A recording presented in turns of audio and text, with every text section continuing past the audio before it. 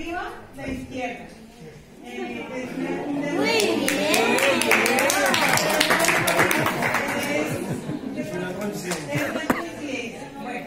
Porque acá estamos uniendo todos, no podemos irnos a los extremos. Ahora bien, ¿cuál es el punto y el eje de nuestra conversación y desarrollo del tema? Es la etnia humana. Antes de llegar al estudio de caso, nosotros queremos decir que, pues, digamos, las diferentes problemáticas que vamos a plasmar impiden el desarrollo digno del ser humano como persona en ese estudio de caso. Y es por eso que, digamos, tenemos como unos pilares, unas ideas fuerzas, en los cuales nos dice que debemos prevalecer hacia una garantía física, intelectual y psicológica que nos ayude a resolver esas problemáticas. Bueno, listo, entonces, ya que nos enfocamos hacia el ser humano, ¿cierto? Identificamos la problemática principal como la cultura.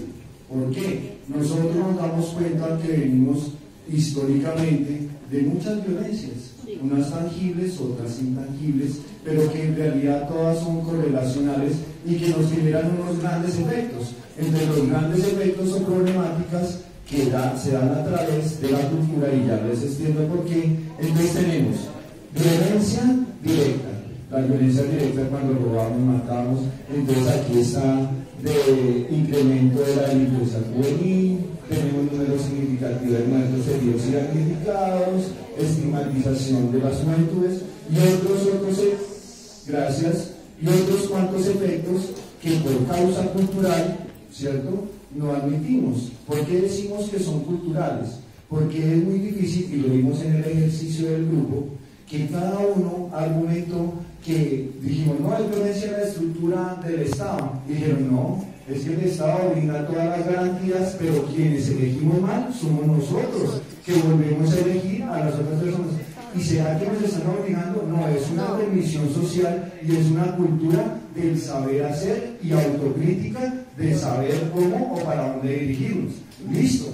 Correlacionada a eso, tenemos una violencia estructural. Pues el Estado, como ya nos hemos dado cuenta de los demás compañeros, tenemos deficiencia de equipamiento, de educación, y acá podemos nombrar, por ejemplo, escasez de canales para la participación juvenil, falta de equipamientos, planes de programa y proyectos faltantes, apoyo psicosocial, etcétera, etcétera, que es la maquinaria que debería tener el Estado para atendernos a nosotros las necesidades sociales y del ser humano como tal en un Estado social de derecho. ¿Sí o no? Pero ¿por qué no llegamos a la satisfacción de esa violencia estructural? Por la cultura. Culturalmente nos hemos acostumbrado que el doctor viene y nos manda y nosotros simplemente sin criterio o muchas veces del desconocimiento generamos que el Estado, la violencia estructural, tome ese poder. Entonces volvemos a ¿qué? A una falta de una cultura y un desarrollo con respecto a esa condición humana del ser o de la realización de nosotros como seres humanos. Luego tenemos correlacional, obviamente, que esta parte.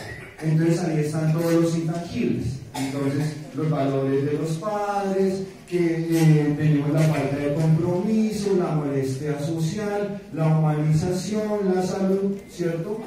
Son intangibles, pero son reales. Y cada uno de esos son correlacionales, es decir, la violencia directa nos decimos que viene por la falta de valores, la falta de educación, y esto nos lleva a la violencia estructural, la falta de oportunidades. Pero si nosotros, que veo con gratificación, que somos muy pocos, a pesar de todo, que deberíamos ser más, que estamos generando una cultura del cambio, una cultura de la omisión y una cultura, como decían los compañeros, de no comer tan entero. ¿Sí? Entonces, estos cambios, por eso ponemos que en la gran problemática transversal sería el cambio de cognición cultural. Y luego con mi compañero para que finalice. Bueno, ya para finalizar, entonces nosotros identificamos unas problemáticas sociales intangibles, unas sociales que son tangibles, pero de las intangibles a las tangibles y de las tangibles a las intangibles encontramos que desde la sociedad nosotros estamos generando un conflicto al Estado, pero que el mismo Estado nos genera a nosotros un conflicto. Nosotros hablábamos con el grupo del tema de información. Entonces nosotros decíamos, y yo exponía, que la falta de información está bien en los años 90, cuando los medios de comunicación eran 2 o 3 cadenas, pero hoy todos tienen un teléfono inteligente. O sea que hoy la falta de información no debe ser excusa para el tema. Y ya para cerrar, pues una pequeña reflexión. Como el problema es de la juventud, y aquí estamos analizando el problema más no la causa, y con relación a la juventud, acuérdense que es que la juventud es muy buena para hacer la revolución, pero no para gobernar. O sea, la juventud la mueven a hacer siempre la revolución, siempre, ese pilar. Ha pasado anteriormente y seguirá pasando. Mueven a la juventud a pedir una serie de derechos, pero cuando se logra la revolución, entonces la juventud ya no es necesaria. Buenos días.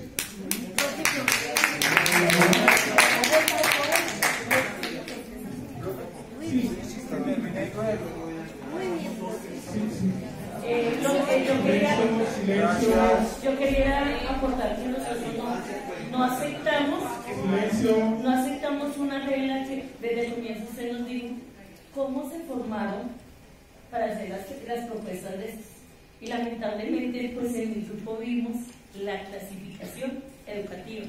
Las personas que tenían un nivel educativo y un pensamiento diferente para nosotros, que de pronto no hemos tenido la oportunidad, de pronto tenemos la sola oportunidad de ir a estos diplomados, como esa clasificación, como que ustedes no valen.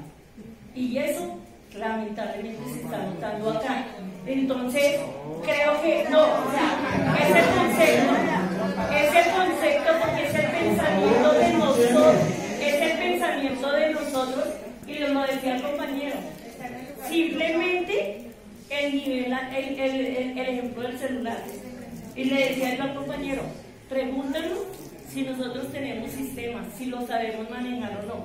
Esa es la comparación que yo quisiera hacer, y no estoy en el lugar equivocado, porque creo que puedo aportar y dar mi punto de vista, y eso es lo que estoy haciendo.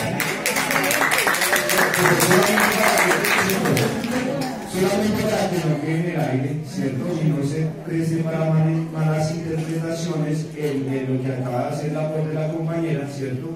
Está bien. Eso hace parte de los efectos culturales, no está a la par de la tercera revolución industrial, pero no fue algo significativo dentro del grupo, porque dentro del grupo vimos muchas diferencias, las pudimos dirimir desde la profesionalización y argumentación propia hasta con un lenguaje mucho más escueto como el que tiene la compañera. Logramos dilucidar esto, afortunadamente, y por eso las conclusiones. No es que hayamos excluido a nadie, simplemente tomamos unas especializaciones, la experiencia habló, lo tomamos en cuenta, las compañeras también desde sus aportes y diferentes generaciones, porque somos un grupo intergeneracional que tenemos unas visiones distintas, y por eso llegamos a los padres, violencia estructural, violencia juvenil, y todos son correlación. Y para hacer solamente una comparación muy pequeña, la estructura que tiene el grupo Alpinitos, ¿cierto? Es una estructura que diferencia. La estructura que nosotros tenemos es una estructura correlacional. Entonces, con eso terminamos.